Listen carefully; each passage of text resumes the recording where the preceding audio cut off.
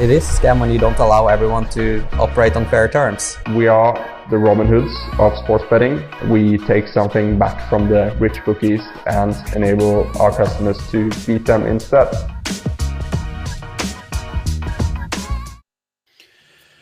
G'day everyone, welcome back to our Euros live streams on the Trademate Sports Betting Podcast. Today we'll be previewing the other half of the round of 16 fixtures, Croatia, Spain, France, Switzerland, both tomorrow.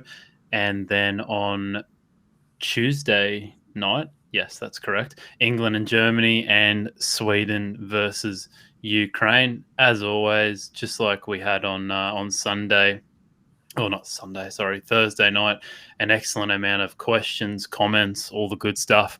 Please send them through at any time. Already noticed that Jarnell's back. Good to see you, mate. And yeah, we will get to them throughout the show. Joining at the bottom of your screen, you wouldn't read about it. The man's come through everything the last couple of days, sickness and all. How are you, Neel? Yeah, all good, mate. You? Yeah, not too bad at all. George, you're back too, mate. How are you? Yeah, I'm all good, mate. Not too bad. Good day of football, and it doesn't stop yet. We've got Copa America to go. So, yeah, buzzing. Yeah. We were just chatting about your poor missus before this, mate. The poor girl, eh?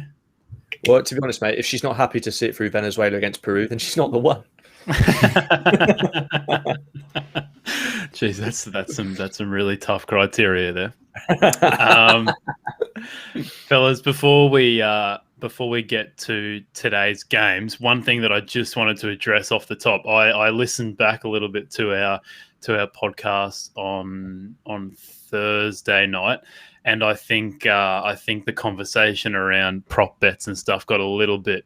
I think it got a little bit went a little bit astray, I would say, and it probably didn't get mentioned that prop bets, or like some of the bets that Neel mentioned or sent to me actually, and some of the bets that Jarnell was sending through him. I think they're all terrific bets, but I think that got lost in the conversation of kind of account limitations and maybe not being able to get down as much money as you want to and all that kind of stuff. So I'm not having a crack at Nigel or anyone or George, even if you were saying stuff about how the bets aren't for you. I might be completely talking shit. But well, to be fair, there was a pertinent point in there that says, no, if you're good, if you're doing well off of those bets, then by all means, crack on with them. It's just obviously there's certain types of people that, you know, I do the odd prop bet. There's only specific ones I do, and some of them, like I know Neil's obviously recently put up some man of the match shouts, and some of them have been great and fair play. Like I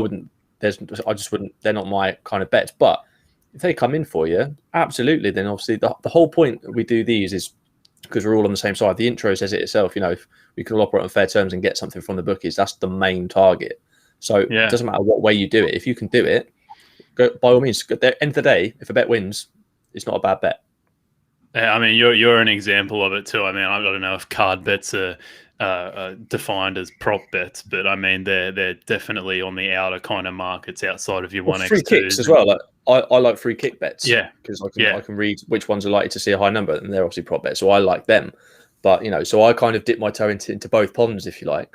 No, that's not a euphemism, but like, you know, but at the end of the day, I can see sort of both sides of it. You know, prop bets are very good, but likewise, I can be a bit old-fashioned in the way that I think about betting as well. It's whatever works for you, basically. Then stick with that. Yeah, no, 100%, mate. Just wanted to make sure that no one was out there, thinking that we were kind of just absolutely shitting on prop bets. I think it just got a little bit lost in conversation there because Nigel just, you know, he likes to talk on and on and on. You know what he's like. He'd had a stellar. You've got to cut him some slack. Exactly, mate. All right. Should we get straight into things, or do we want to have a quick recap of our bets? How was your weekend, Neel? It was quite good actually. In the end, so it wasn't one that I posted up on the pod though, unfortunately, but it was on my Twitter if you follow. So I had Spinazzola as man of the match. 16-1, so that was nice. That landed, but yeah, again, been a bit of a mixed bag. I think we were saying before we started. George mentioned as well, just tournament football. Just there have been some sort of strange games, strange results. There always are. There's always going to be these surprises. So a bit of a mixed bag, but not bad. Yeah, overall up. So pleased with that. All right, Good stuff, fellas. Let's get straight into things. Jacob's back, which is great, and he says, "I hope you placed your bets on the Czech team today." I did, mate. I hope you fellas did. You didn't back? Did you back the Czechs? I didn't touch that game. No. No. All right. Wasn't having any of Well, it. I did back them in play. So I mean, when the Dutch were a man down, I think the Czechs were still trading at like 3.35, like 2 minutes before the goal. And I wasn't having that price. I just thought they had about half an hour left to score the goal. You could see the Netherlands, like their heads had just gone. Like they were just getting frustrated over every single foul and kind of trying to push the referee into booking Czech players. They weren't, you just get a sense sometimes when you see a game where, that price was just far too big. I don't know. The market was still thinking that, the Dutch with Depay and Wijnaldum on the pitch or Marlon, that they might get something, but I just couldn't see it. I was quite annoyed. I was quite annoyed because obviously I've been slagging off De Ligt horribly, not because he's a bad player, but he's not kind of gone from strength to strength since he signed to Juve. I thought he was a generational talent, and I thought, he's going to really kick on. He hasn't. He's a bit John Stones-esque when we first signed him. He's always got a mistake in him. He doesn't look so assured when he's tackling. It's one of his weaknesses. And I was watching the first half of the game, and I kind of just thought, he's going to pick up a book in here because he's just all over the place, and he's just getting annoyed at himself and angry and putting in even more stupid challenges. So I was like, I'm going to wait until probably about 10 minutes into the second half, and I'm going to get some money on the leash to be carded. Anyway, lo and behold, I think I had to do a task that the girlfriend was like, can you go and do this? Can you go and do that? I was like, yeah, I'll come back in like 2 minutes. And at that point, De Ligt had been sent off. So I was just like, for goodness sake. But no, for me, it was more like, I read that quite well. I knew he was sort of just on thin ice, just the way he was playing. But so slightly annoyed on that one. But overall, I didn't really touch that game, if I'm honest. Yeah. All right, fellas, let's get into it. And beforehand, I'll just a quick disclaimer on this video and also the podcast. I or no one on this YouTube channel is a financial advisor. This is just educational content aimed at improving your knowledge about sports betting. There is a risk of losing money from betting, and what choices you make with your money is completely up to you. So please be responsible. Game 1, gents, Croatia versus Spain. Spain finally got that big win they deserved against Slovakia last week with a resounding 5-0 win. They finished the group stages with the most XG4 out of any team in the tournament, 9.39 XG, but they only scored 6 goals, whereas Croatia only managed to create over 2 expected goals the whole tournament so far, losing to all 3 opponents they played on XG. But as I always say, this is a game not played on XG. Funny enough, so what do we see happening here, Neel? Yeah, I think it's a good point that you mentioned about XG, and I think it's something to consider because it's obviously something now. A few years ago, you wouldn't really hear about XG as much. It's kind of even today. I don't know if like any British viewers watching this, if you remember like Keys and Gray from the 90s and Sky Sports. So they present the football over here in Qatar, and even they were talking about it. These are 2 sort of old dinosaurs. They're still quite skeptical about it all, but they're kind of forced to talk about this. And this idea about Spain having this very high XG, at the end of the day, sometimes you can distinguish sort of quality players, quality strikers, but their numbers, their metrics, their XG might be quite low, but because they have a moment of brilliance, they have that quality, they can put it away. Like the Patrick Schick shot, I think it's like, I don't think it was even 0.01 XG. If you tried that, 1,000 times, you probably might not be able to do that ever again. So that's something to bear in mind that, they are producing these chances. I still think the Slovakia game flattered them a little bit. They still struggled to break them down initially. They missed the penalty. I think this, again, Croatia will be an interesting opponent for them because, they do like to actually keep the ball themselves. They're not going to be up against this very stubborn, low block team. So that might actually benefit Spain here. I think Perisic, as far as I'm aware, I think Perisic is out, and that's a huge loss for me with Croatia. I think because, again, he's shown his quality. He scored that brilliant goal. And the thing with Croatia is they kind of rely on these moments of brilliance. Again, with this XG, their XG is so low, but they've scored these goals. I mean, that Paris strike, that Modric strike, these were moments of brilliance from quality players. So losing that from their attack, I mean, I see a straightforward Spain win here. I think with Perisic in the team, I wasn't quite sure, something maybe I wouldn't have touched, but for me, I think I see a low scoring Spain win. Classic kind of Spain under 3.5 play would be where I'd go with this.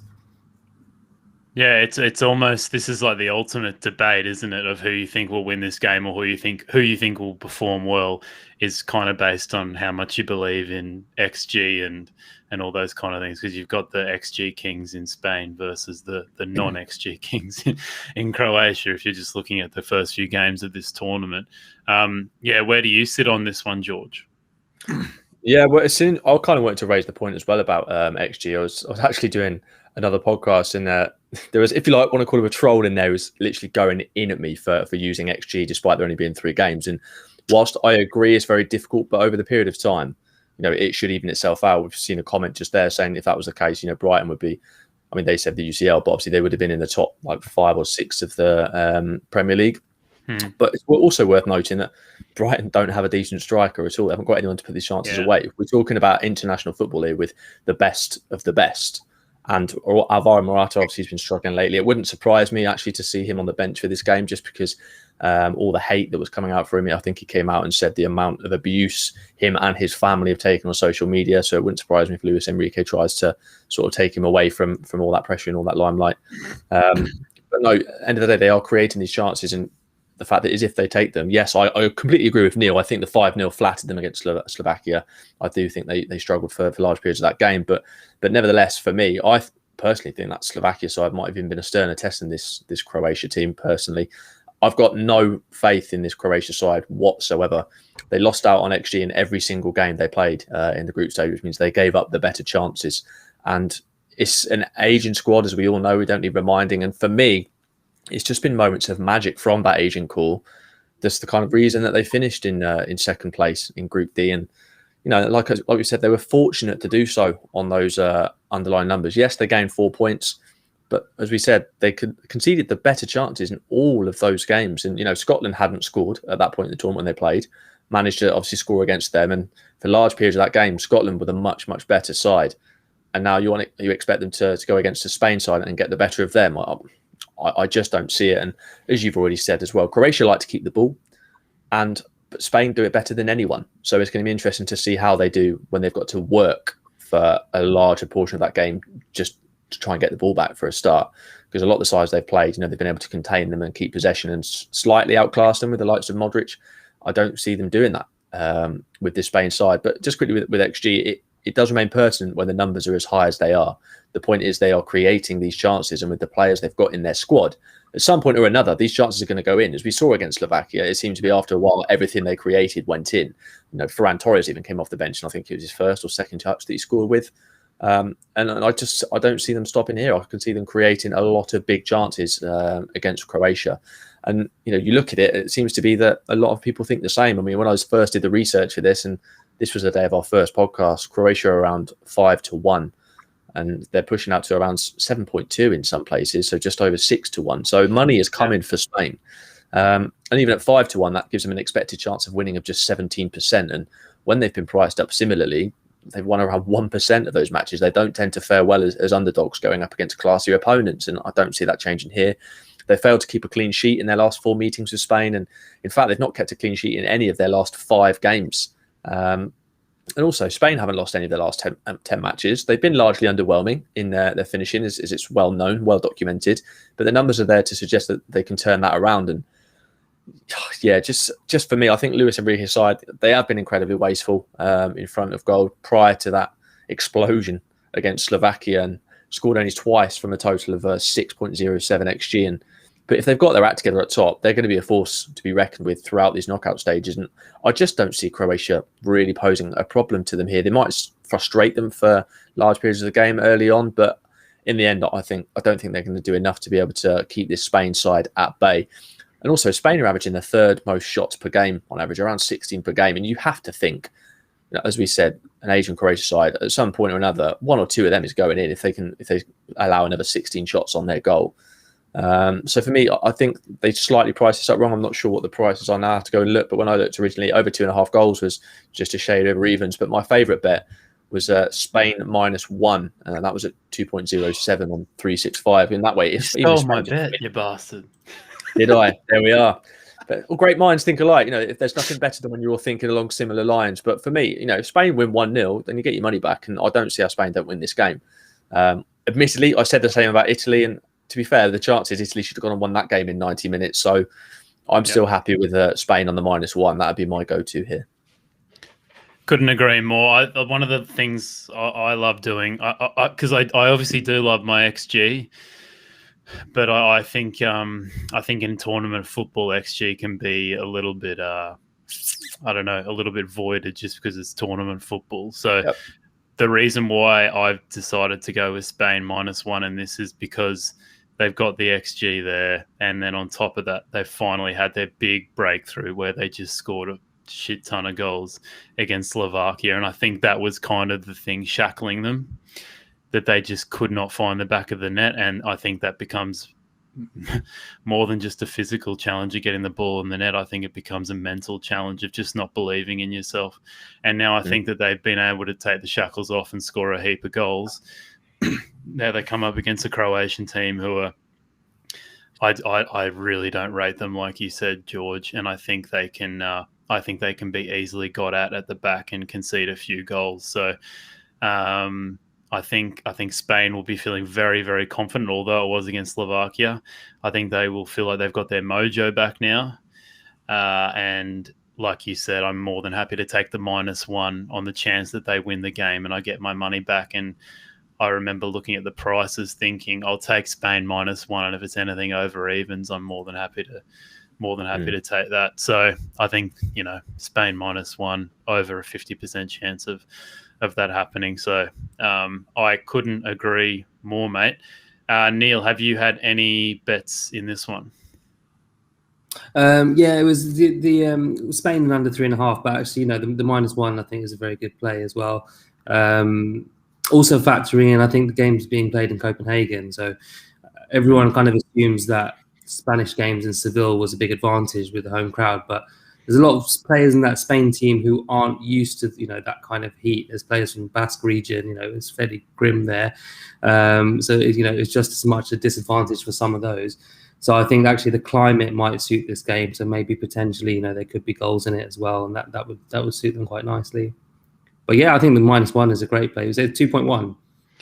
Yeah, you can get. I'm pretty sure you can get better than that. I can look up on Trademate quickly what because normally there's quite a few bookmakers there that I'll be able to see what you can get that for. If you guys just bear with me for 2 seconds. I think also, if it's kind of 0-0 going into the break, but Spain are kind of building up these chances, I'd definitely go sort of fairly heavy on overs in the second half, for similar reasons that George has mentioned as well.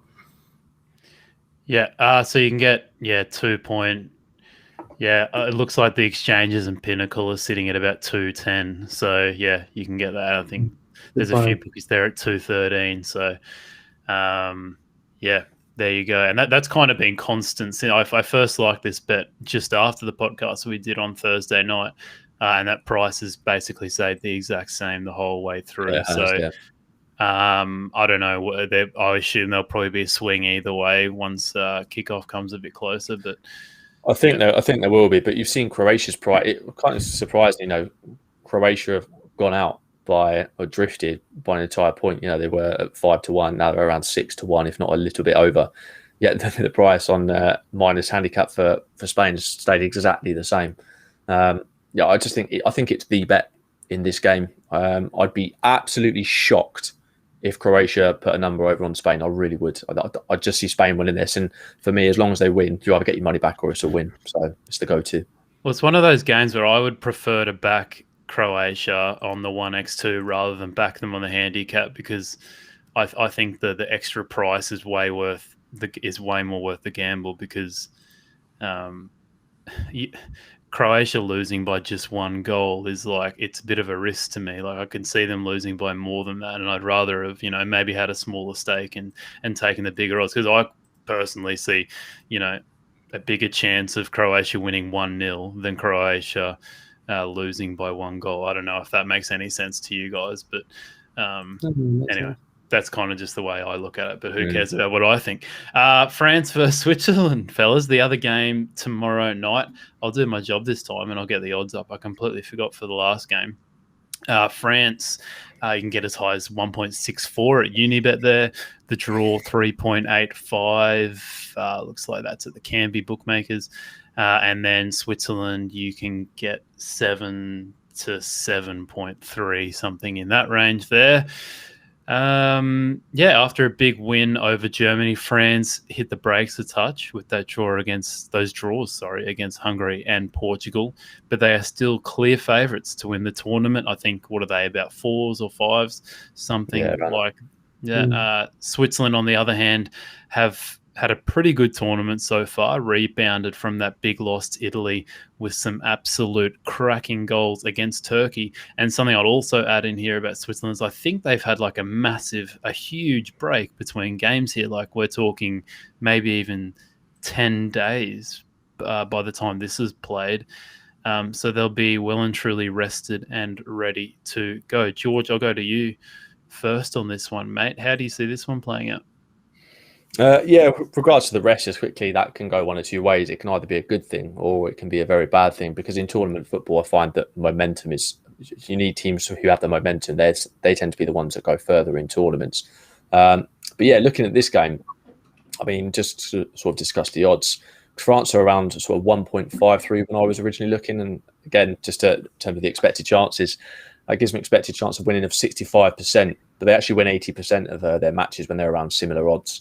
And this is actually going to be their first meeting since 2016. And 4 of the previous 5 head-to-heads have seen under 2.5 goals. They do tend to be quite tight. And they've not lost any of their last 6 to Switzerland, and have lost none of their last 10 games, France. They've also scored first in 6 of their last 8.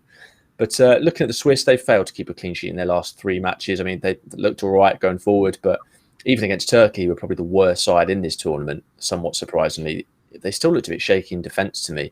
And for me, I think if this match goes as wide as expected, and the first nail, if you like, in Switzerland's coffin, it might be quick to arrive. 8 of Switzerland's previous 11 competitive matches, excluding kind of like walkovers and stuff, witnessing the opening goal scored within 15 minutes. They do tend to concede quite early. So if France can get that and take the initiative, then obviously I think it's just going to be plain sailing for them. But Switzerland, to be fair, they've also scored in 7 of their last 9. So like I said, that just kind of provides proof that they're not too bad going forward. They're relatively good, relatively creative.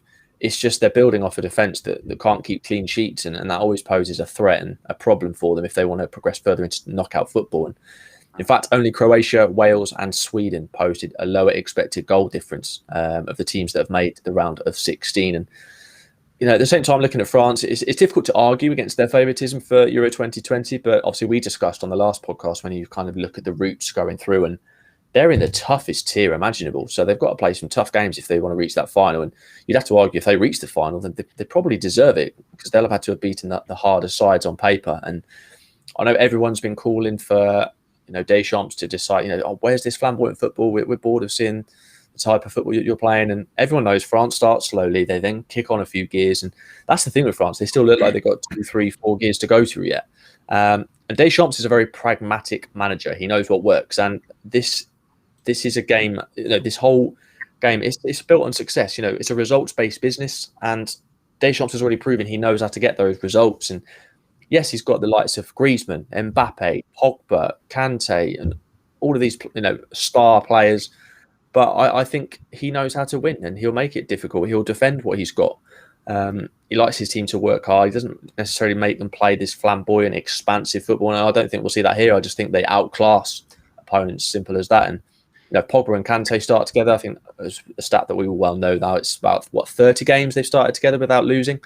But yeah, I do see goals in this one, because Switzerland defensively absolutely horrible, and Switzerland can definitely get on the score sheet themselves. So I wouldn't like to necessarily go on a result, although purely at the odds, I don't think there's any value in France at the odds that they are. They should win, but at those odds, I'm not having any of it. But I did quite like France just to score 2 goals in the game, at least, so over 1.5 team goals. And that was at 1.8 when I originally looked on 365. And I thought that was a solid bet purely because the attacking output they have, the players on show, and just how horrible Switzerland are defensively. I think France can capitalise on that and exploit it. But yeah, so for me, I think that was the play, France to just score over 1.5 team goals. All right. I think the stream just timed out briefly for a second there, but we might be back. If one of you guys could just move. Yeah, I can see George moving and I can see Neil's eyes moving. So that's good. I think we're... Neil's just shadow boxing the bottom. All right. So that's good. I thought we just lost everything, but that's all good. So one of the things I was looking at here was, I kind of agree with you, George, is that I could see this. I feel like this has just got like a 1-0, 2-0 France win written all over it. I couldn't agree more. I feel like France haven't barely got out of first or second gear in the tournament so far, and their class will really start to shine now. Is that kind of how you see it, Neil? Yeah, I agree with what you've said there as well. Like, I see it as kind of fairly, routine, I guess. I think Switzerland could make it difficult for a while, but ultimately class will tell. The danger with France is, if they kind of keep doing this, at some point, they might not be able to step up that gear if they're, just kind of restraining themselves this much. It's kind of frustrating to see. It's not just France. It's just kind of general trend of international football now, even with Portugal. I was quite happy to see them knocked out, to be honest, because you've got all this attacking talent, but you've got a coach who kind of restrains it and pulls it in, especially with Deschamps. You look at that team, they don't play the way you expect that they would, or that the fans would expect that they could with all that attacking talent. But yeah, I think they have more than enough to get the job done. George stole that stat. I was going to use that one as well. I like that. Again, that it could be a case of Switzerland kind of conceding early. You saw against Wales. They were absolutely battering Wales, but kind of fairly sort of routine. Crosses into the box will just kind of cause them problems. I think with the quality that France have on show, I think this would be, the shock of the round. It's the shock of the tournament if Switzerland. Even for them to take them to extra time, I think would be an amazing achievement, to be honest.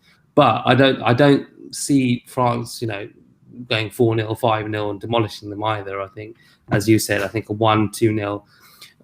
I don't see them kind of pushing forward. If they get that first goal, they'll kind of, keep that pace and conserve their energy for the next round. I think Deschamps is very much about kind of planning his way through a tournament, being quite strategic in that sense.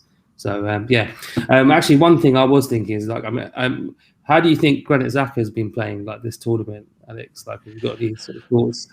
Well, I haven't watched any of the Switzerland. Maybe I watched a little bit of the Italy-Switzerland game, but I can guess how he's been playing. I've actually listened to a lot of Arsenal podcasts talking about how he's been playing, and it's pretty standard stuff. Xhaka doesn't thrive in a midfield where it's kind of all him, and he's kind of left to his own accord to run the team, I guess. Like, he needs a partner that kind of, like, the best football he's ever played at Arsenal is with Thomas Partey next to him, because Partey's kind of been the man in charge and been able to make up for a lot of Xhaka's inabilities. Like, he's He's obviously got a lot of mistakes in him, but Xhaka's best ever season with Arsenal has been this last season. I honestly think he was one of our best players, and he was a shout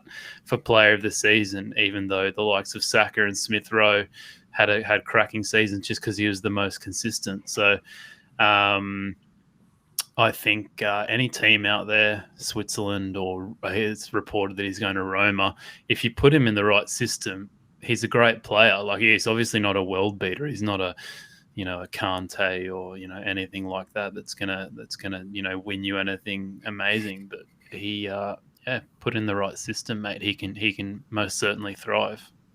Yeah. So no, definitely. I mean, I guess I definitely agree. So, what the kind of play that I'm going to have, this stats play, it's not another stats bet for me, is on passes. So I actually quite like this. So for Granit Xhaka to get over 60.5 is the line. He's hit that in all the games so far, and if I just kind of run my stats, really impressively, actually, he managed to hit 88 passes against Italy, which I think was actually incredible. I mean, a lot of them kind of sideways, meaningless passes, but at the end of the day, it doesn't matter for this bet. So, again, I can see France, they might go a goal up. Switzerland need to chase the game. France are very happy and content to just kind of sit back and just soak up pressure and just, pick the ball off. They did that against Germany, didn't they? As soon as France went up, they just gifted Germany the ball and just let them kind of dictate play. So if France do score early, that's quite a hell of a shot. Yeah, so I can see that happening because he's fairly consistent. He averages quite in the kind of 70s over the last year. So I think Bet365 got this price wrong, to be honest, but time will tell. Yeah, and I can promise you, when the impetus is on him and his side to score a goal, he does love a sideways pass. So yeah, I couldn't agree more with that bet, mate. Gents, one thing that I looked at here, and I listened to a few other podcasts. One of the most popular bets I heard was France and under 3.5 goals. I thought that was a good shout. I think that was a touch over evens, but one that I have taken. I'd be more than happy to take France and under 3.5 goals, but I think there's more value in this one. Was just France to win to 0. You can get as high as 2.5, and I think that the chances of that happening are much better than what those odds suggest. Because like you guys have said, go 1-0 up, and it's almost that's where they thrive, at 1-0 up. And I think that although they've conceded 3 goals this tournament so far, I think that's just a bit of a facade, to be honest. I think that France really haven't hit second or third gear like we've mentioned. George, have you had any bets in this one, mate? Yeah, you asked me to speak about it. France to score 2 or more goals in the game. Oh, sorry, mate. I completely missed that one. Sorry, mate. I think that was when the connection timed out, or at least that's what I'll blame it on. All right. I believe you, mate. Many wouldn't. Few questions come through here. Player Cam, good to see you again, mate. He says, guys, what are your thoughts on the Euro 2020 so far? It's disgusting on the players and fans that have to travel so much.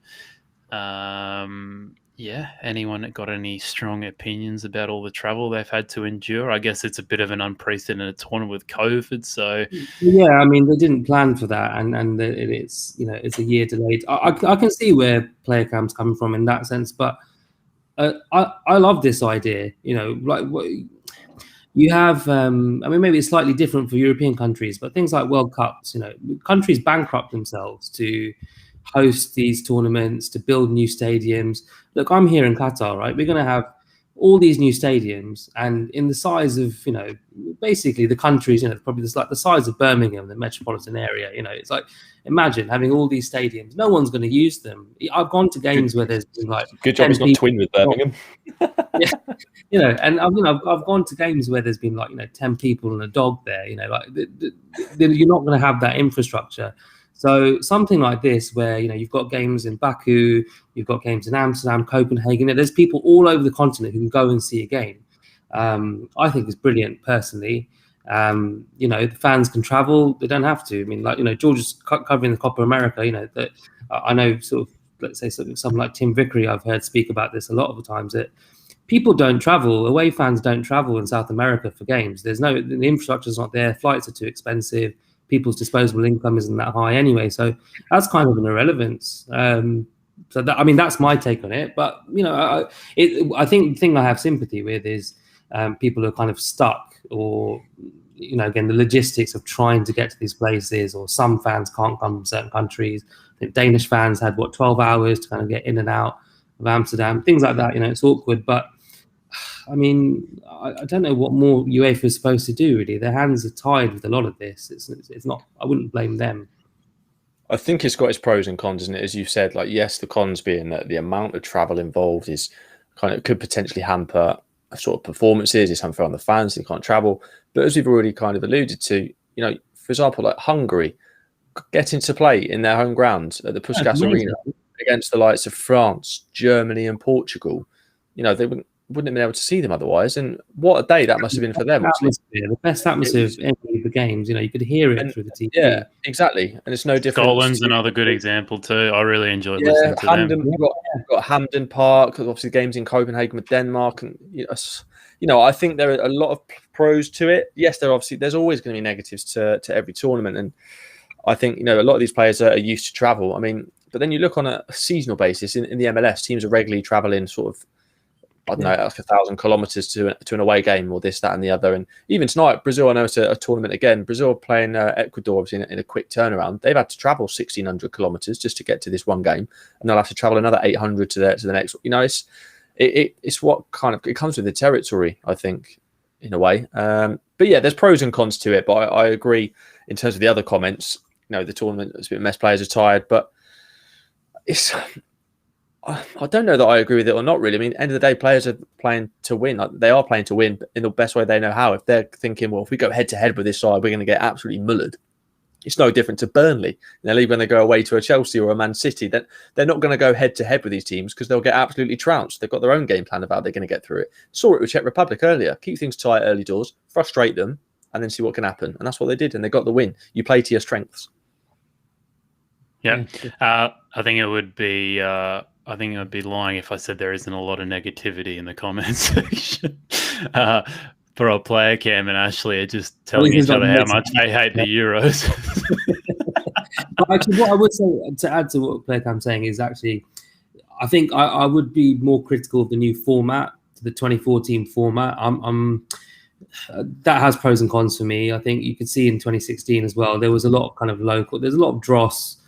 A lot of games, again, with teams that don't come out and attack. That's why, to be fair, Macedonia, I enjoyed watching them because they gave it a go. They were quite naive, but at the same time, they gave it a go and are actually a bit of fun. But a lot of these teams, coming in as low-seeded teams through the Nations League, you're going to get that. And this third-place situation means, again, you've got poor quality teams coming through the knockouts.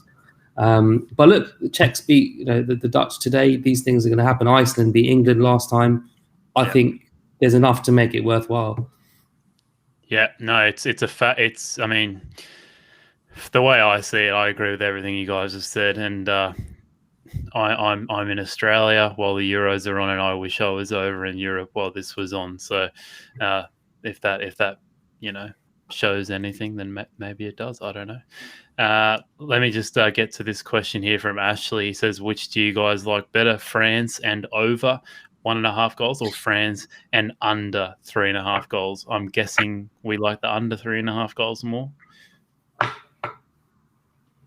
mean, yeah, if obviously with my bet, I just need France to score 2 goals. I don't really care if they win or if they lose. They could lose 3-2. My bet would still come in. But I don't see that happening. I don't see Switzerland scoring 3 times against France. But I think if you wanted to go for the France win, I'd say that I don't think there'll be that many goals in the game.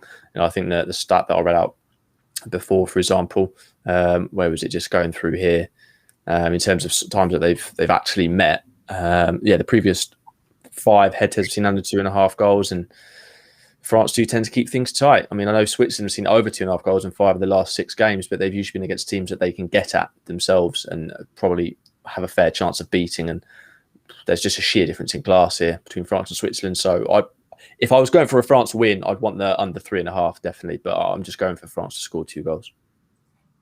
All right, awesome. Good to see you here. Ashley, you're doing my job for me, mate. He goes, what do you guys think about Germany, England? Well, funny that, mate. Oh, no one's interested. Yeah. We are just about to talk about it, mate. I've even got the odds up on the screen here. England are at 2.6, Germany at 2.9, threes in some places, and the draw is 3.25, 3.3, a very, very tight market, maybe the tightest market we've seen so far this tournament. One of the biggest games here, as we can imagine, round of 16, 2 juggernauts going head-to-head. England possessed the second best defensive record of the tournament, conceding only 1.39 xG and 0 goals in total, whereas Germany come into this game with very unpredictable form, a loss to the French, resounding victory over Portugal, and a draw with Hungary. But one thing they will do is they can score goals. I mean, this is most certainly the hardest attacking team that England have gone up against so far this tournament. Neel, mate, I'll go to you first. How are you feeling about England's chances in this one? Yeah, I mean, I think you're going to get like a far sort of more helpful response from George on this, because I've avoided sort of listening to anything related to the game, or kind of getting caught up in the sort of the wave of all this, because I can't call it. I think that, from the things that have sort of come my way that I haven't been able to avoid. I think that there is a bit of optimism here. I think that there's a sort of sense that this Germany side are beatable. It's going to be at Wembley. I'd like to think for once that the crowd is actually going to be behind the team, without all the kind of booing nonsense or anything else. That I think they'll kind of figure out that they need to be that 12th man, and actually it could be a great atmosphere, and I think that will really help England. And it will help England that again, Germany, they are open. They can't help it. The way that they play. If they play this kind of 3-4-3, it's going to be, I think, a kind of open, expansive game. And and England have got the players, the quality to score. And both sides have got so many options on the bench as well. So I think for a neutral, I think it'll be a good game. I think sort of historically, England Germany games. I don't read too much into head-to-heads from years ago, but I do see some parallels to the game in South Africa as well. It could be a fast start, it could be at quite a fast pace, and there could be goals in it. So I take games, if it's teams that I support. So England and Spurs games, I generally tend to avoid betting on, because I think it disrupts my process, and I have biases there that are harder to remove. But if I was a neutral, I think the price, maybe Alex, you can put up the price on the goals markets. I was going to say, I know a lot of people have been flirting with the both teams to score market, which is 1.9 there for yes. And I can get the over under here for you, mate. Yeah, to me, it just seems a good price, like over 2.5. So 2.24 on S markets, on their sports book. 2.2, I think is a great price. So, even if you kind of trade it in play, I just think that there's potential for a lot of goals here. I think, tonight it didn't transpire with Belgium and Portugal, but I think both teams were tactically set up. The heat in Seville probably didn't help, and I think we were kind of unlucky that it did end up 1-0, because Portugal had a lot of chances second half. I can't see that happening again in this game. So I think the thing to keep an eye on really here is the outright market. Anyone who wins this, their odds are going to drop significantly. They've got a good run, they've got a good kind of run all the way potentially to the final. So that would be something I'd look at here. But I can't call it.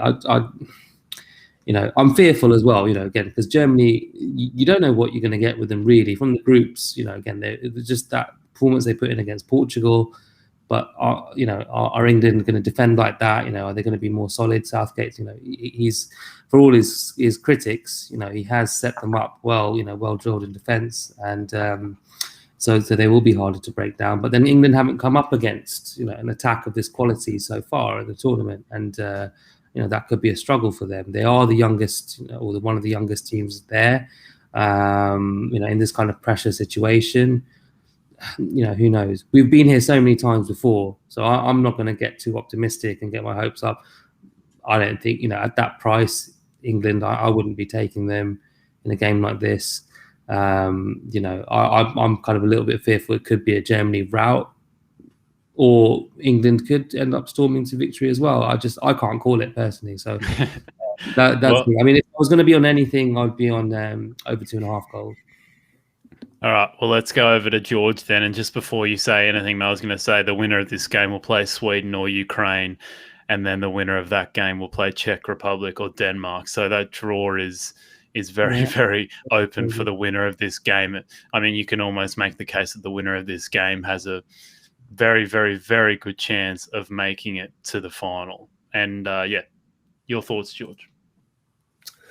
Yeah, well, I mean, it's very rare you kind of get international derbies, isn't it? And this one heated up. Obviously, we used to see Sir Alex Ferguson on a weekly basis employing the old mind games, and Lothar Matthäus has actually started bringing some of that into it. I don't know if any of you saw it, but obviously in this over here, I'll talk about England. It's all about the team selection, and we're getting annoyed at that. Like, with Southgate kind of saying, "Oh, Sancho's had no tournament experience. Why?" So we don't want to throw him in at the deep end, but then starts Calvin Phillips in every single game.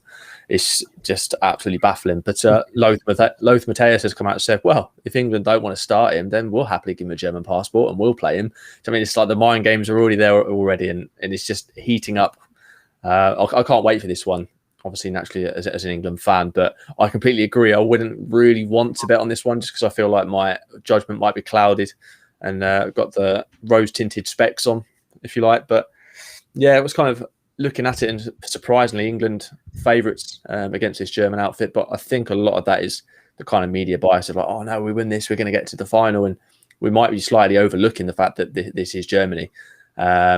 And everyone's sort of saying, but Germany, they're not as good as they were. They're old. They can be got at, this, that, and the other. But you look at their underlying numbers, and it doesn't scream team in trouble by any stretch. They actually posted the best expected goal difference by any team in Group F, plus 2.7 expected goal difference. And like we said earlier, France allowed Germany to kind of dictate the game, and they were pretty poor there. But we saw how brilliant they were against Portugal. Yes, they were helped by the 2 own goals, but for example, Gosens absolutely terrorised Semedo down that right-hand side, down Germany's left-hand side. And for me, I think it's pivotal here. I mean, there's been rumours that Southgate's obviously toying with playing potentially a 3-5-2 formation or something like that. And for me, I think we need a 4 at the back. And I'd like to see someone like Trippier there. He can get forward, but he's much more defensively sound than someone like Kyle Walker.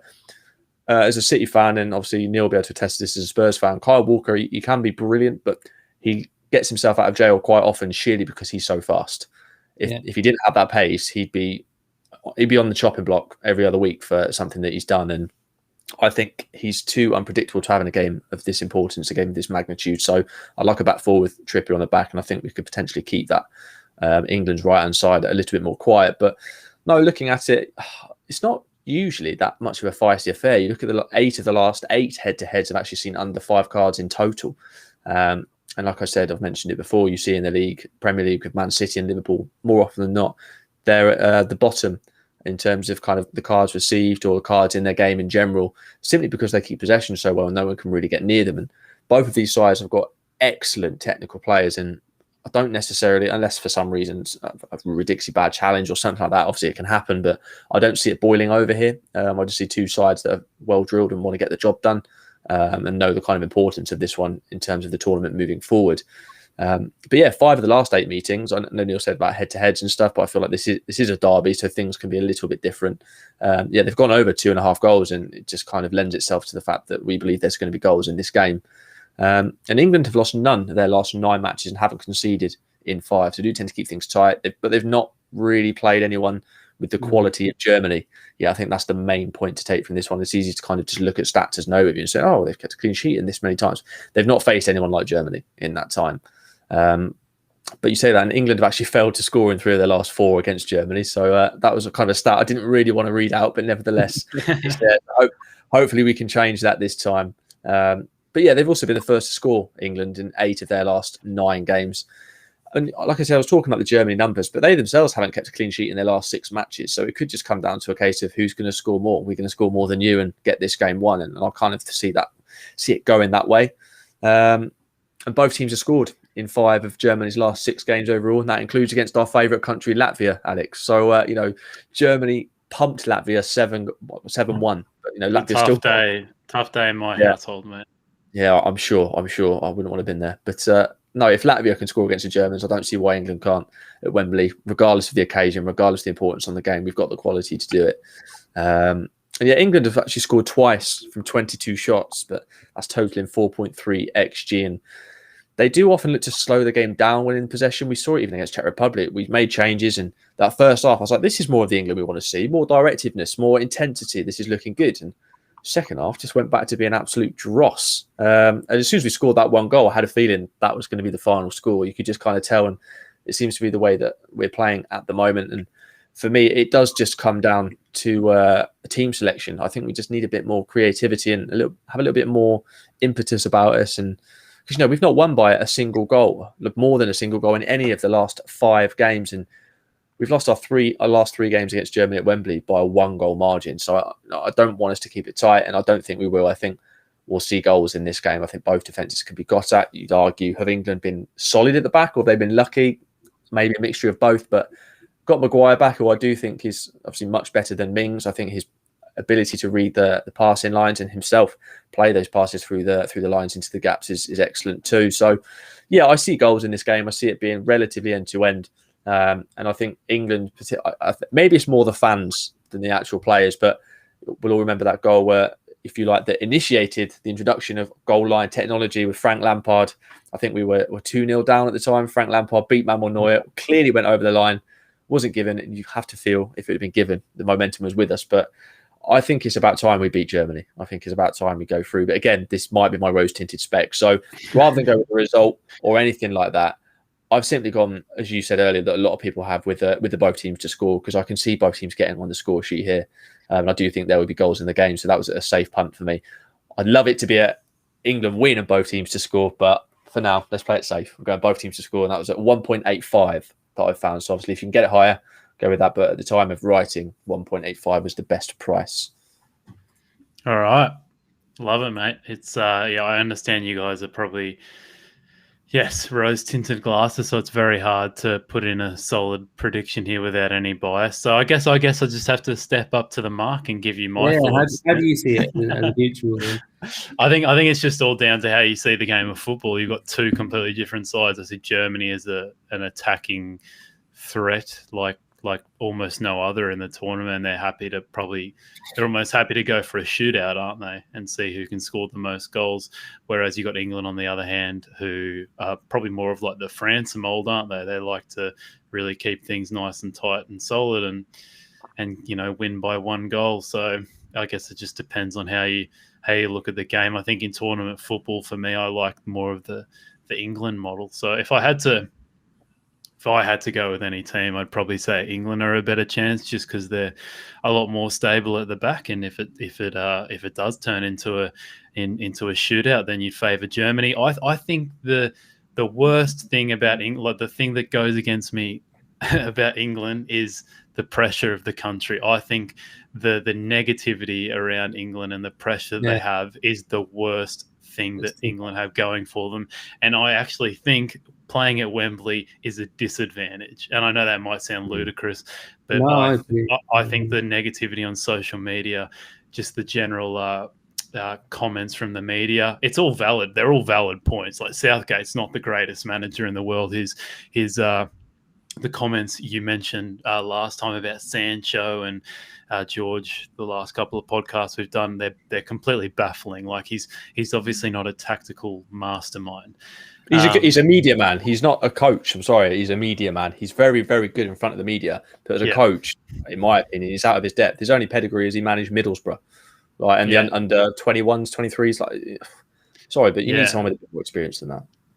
No, I agree. So I just think, I think for me, I like England in this one, but playing at Wembley, just it's the one thing that's steers me away from backing or putting any kind of money on them. Mate, attacks win you games, defenses win you titles, and hopefully tournaments. So exactly, Jose Mourinho, the great quote. Hey,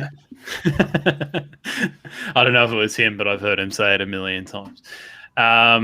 So yeah, we'll see how it goes, but yeah. Wembley, it's a lot of pressure for England to deal with, and they're not the oldest squad, are they? They're full of lots of young-ish kind of talent. I think they're one of the youngest in the tournament, along with Turkey, I think.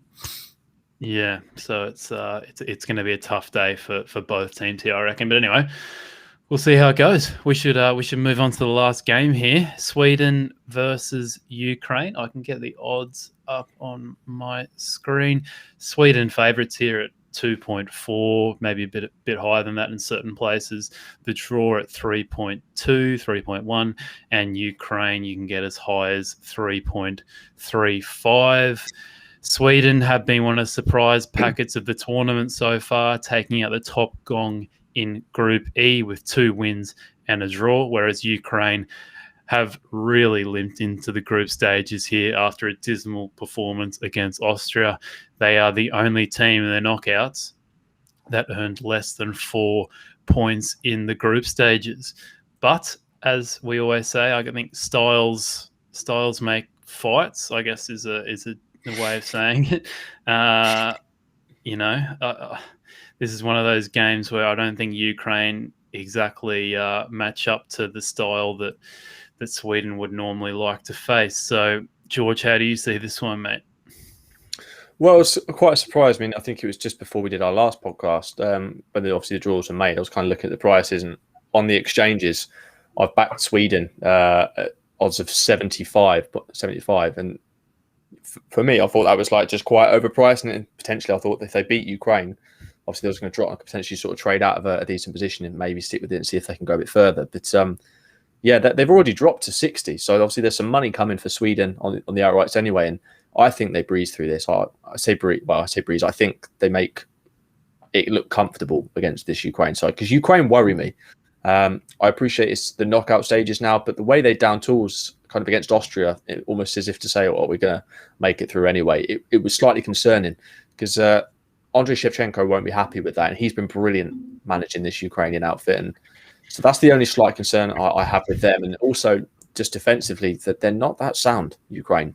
They failed to keep a clean sheet against Sweden in the last three meetings, but they've also failed to keep a clean sheet in the last 3 matches, and even against the likes of North Macedonia, as we said, the Macedonians kind of went for it. But also that was Ukraine, I believe, their only win in the group stage was against Ukraine, and so obviously they are very fortunate to against North Macedonia. So they're fortunate to find themselves in the knockout stages in the first place. But then you look at Sweden, who, as a collective, so organised, so disciplined. They're brilliant under Anderson. They've been first to score in 9 of their last 10 matches. Also been leading at half-time in 6 of their last 8 games. And they're conceding an average of just 0.38 goals across their last 8 internationals. And as I've already mentioned, Ukraine were very fortunate to end up here. And also, they've got, for me, it's their numbers that are at the back that are a point of interest. They allowed 5.52 expected goals against in just their 3 group matches. Admittedly, they played the Netherlands, who obviously put a bit of a beating on them and creating a lot of chances, but they still, conceded chances to the likes of North Macedonia. And against Austria, but Austria should have won by an absolute canter, in my opinion. The amount of chances they created against this Ukrainian side was concerning alone. And personally, I think obviously Sweden were probably a better side than Austria. So, yeah, there needs to be a big improvement at the back for Ukraine for me. And also, if the teams to progress into this stage, Euro 2020, Ukraine actually faced a joint most shots on target in the group stage. That was 16. 16 shots on target in just 3 games. Obviously, I can't remember how much were against the Netherlands, but the point is they give up chances. And the side like Sweden, you've got obviously Isak up top, they've got Forsberg. You just can't afford to be giving them chances because they are very efficient and they will take them. But saying that, Sweden themselves, in fact, it was only Wales and Sweden that conceded more XG of the teams that qualified for the last 16. So Sweden, in my opinion, Ukraine, it could be unexpected goal-laden cracker to finish off the round of 16. Both defences can be got at, but I just give Sweden the slight edge. I really do. But I do believe there will be goals in this game. For Sweden, when they played Slovakia, obviously it was a very tight one. Slovakia only had 0.68 XG in it. Obviously, where they beat them 2-0, it was a very tight and very good controlled performance. But then you say that it was probably the best game they had defensively, because against Spain and Poland, conceded 2.89 and 2.25 respectively. But the thing I love about Sweden is that game against Poland, the amount of money that came for Poland was insane. It was ridiculous. Everyone thought that, Poland, they've got the motivation, they've got the reason for winning. Sweden are top in the group, so get on Poland. And yes, Lewandowski missed that absolute sitter, but Sweden got the job done. They still came out with a win and scored 3 goals. That they're a very professional side. They dig deep. This one's being played at Hampden Park in Glasgow, so no, it's not going to affect either of these sides weather-wise. So for me, I've kind of played it slightly safe, just purely because of how dodgy these sides can be at the back. And I think, for example, Isak for me he's due a goal, just the way he's been playing. But then Ukraine, they themselves can score out of nowhere unexpectedly. So I really liked the Asian line here, but it was the Asian goal line is just over 2, and that was at 1.88 when I found it. So you get your money back if there's only 2 goals in the game, and obviously if there's over 2, so 3 or more, and it's a winner. So as long as there's not just a single goal or no goals at all, then we at least get our money back here. And for me, I just see with both of these teams allowing the chances that they do, and yeah, I see there being at least 2 goals in this game. So that was the kind of angle that I went at, because if I had to pick a winner, then I'd have to favour Sweden and the unders, just simply because I think they're much more organised than Ukraine, and I fear for Ukraine. If, say, for example, Sweden go 2-0 up in the first 20 minutes, Ukraine are the sort of side, from what I saw against Austria, that they were down tools and just sort of meander around it. I've seen it before with Ukraine. If the things aren't going their way, they do get a little bit frustrated and don't focus on trying to get back into the game. So for me, 2-0 down against Netherlands. Yeah, this is true. That's the one time I've seen them actually put in a decent performance, and it surprised me. I thought Netherlands were going to go on and absolutely batter them. They did need a Yarmolenko just fucking. Oh, exactly. And that brought. Oh, mate, it was a joke, wasn't it? Absolutely ridiculous goal. But for me, had it not been for that, then they would have just been blown away, because I've seen it with Ukraine time and time again. If things don't go their way, they can often down tools. And I hope they don't do that, because I love Ukraine as a side. But I just see Sweden as a more professional outfit. I think they're the classier side. So I'd favour Sweden win. I favour Sweden to progress as well, obviously. But yeah, for me, it's the goal lines here. I'm expecting at least a couple of goals. So if that was the case, we get our money back. But any more, and we're in profit. All right. And how do you see this one, Neil? Yeah, personally, I'm not so sure on the goals, but I do see Sweden as just sort of like, far more superior than the odds are actually suggesting in this kind of game.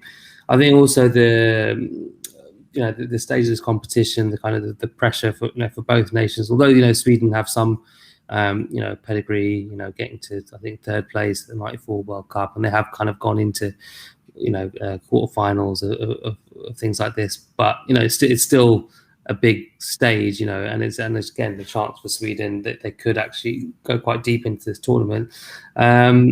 So I think the pressure of the occasion might get to both teams a little bit. Ukraine have been such a disappointment in a lot of ways, kind of especially after the first game. Like you said, when they did come back against the Dutch, there's just it's just not quite right. I think the Austria game, we're going back to XG again. 0.36. That was their XG they created. They didn't really create much of note. Again, in the Holland game, perhaps a bit fortunate. 0.7 there again, and Macedonia, that they don't count in the grand scheme of all of this. Everyone scores against them. So, to try and break down this Swedish defense is going to be a challenge for them. It'll be very, very difficult. If Sweden could keep Spain at bay with 15% possession, I don't think they're going to be hugely phased by the Ukraine. I think the Poland game was sort of an interesting sort of battle. They had to kind of be sort of forced into that. But I think this could be quite a tense one. Again, but I fancy Sweden here. Combining that with again another unders play.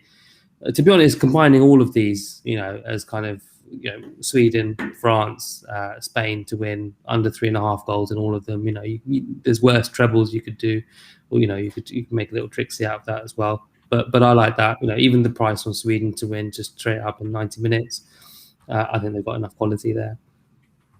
Yeah, I'm a massive Isak fanboy. I think he's he's brilliant. Yeah. I think he's superb, and I heard that he's got a release clause in his contract of 60 or 70 million or something like that. And I don't know how old he is, but I kind of just see him as I think that could potentially be quite a good investment from a club. I'd be surprised. You can't really see a club outside of England, just with all the financial pressure with COVID at the moment, activating that release clause. But it would not surprise me if Isak's 21. Thanks for that, Andy Pandy. That's a great name, also, mate.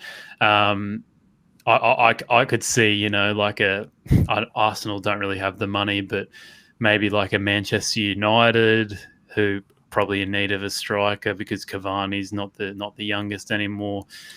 Greenwood and Rashford. I mean, Rashford is Rashford a striker? I mean, he obviously can play striker, but they don't really play him there. But I mean, yeah, but I feel like they shifted him out. They shifted him out to the wing to obviously allow for the likes of Cavani and obviously Greenwood playing there as well. I don't think they know what's going on with their forward line. I think he's actually this is my City head talking. I need to be quiet. They ruin him.